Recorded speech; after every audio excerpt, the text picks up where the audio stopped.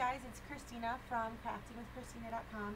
I haven't made a video in a while, so I thought I would give it a go.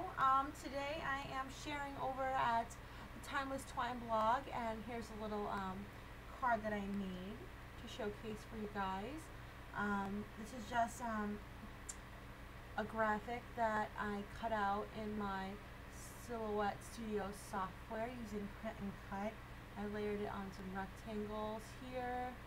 I added a sentiment from Scrappy Mom Stamps as Later Gator. And my main feature here is my adorable triple loop bow that I made from some olive green timeless twine. I'm going to show you guys how I made that. So what I have here is just a length. This is some of the cherry red timeless twine. I would say that it's about 4 times around your fingers. That's about the length that I'm guessing. Baby! Shh. My daughter. And then I am starting by just threading my twine through the back of my button here. So this is just a green button that has 2 holes. You can easily do the same thing with 4 holes, but you'd want to thread them cross first and make sure that they end up with the tails at the front of the button. So that is what I have here now. And I'm just going to line these up and make sure that my ends are even. Then I'm going to tie these in a regular knot. Well, not a knot, but just tie them tight. So it's secured on the button. First up. Next we're going to just tie it like you would tie sneakers. So that's easy enough. And we're going to pull the ears pretty long. And you still want to have a good amount of tails left over, so just kind of eyeball it. I like to leave about double the amount of tail that you would normally have, just for you'd rather have it a little longer than too short once you tie the bow. Okay, so now what we're going to do, we're just going to loop these around again as if we were tying sneakers.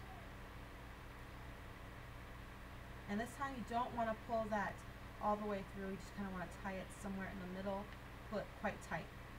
Now that we have that, as you can see, it's already starting to form our triple loop bow. All we're going to do is we're just going to adjust that last loop here and just kind of fiddle with the knot to make sure that the loops are pretty much equal in size. And these ones are, and then I like to just fan them out. Nothing fancy, it's really super simple. Okay, and then I like to bring my tail down, and of course you can then trim your tails. So however you want them. I like to always trim my tails to make sure that my ends of my twine are nice and perfect and clean.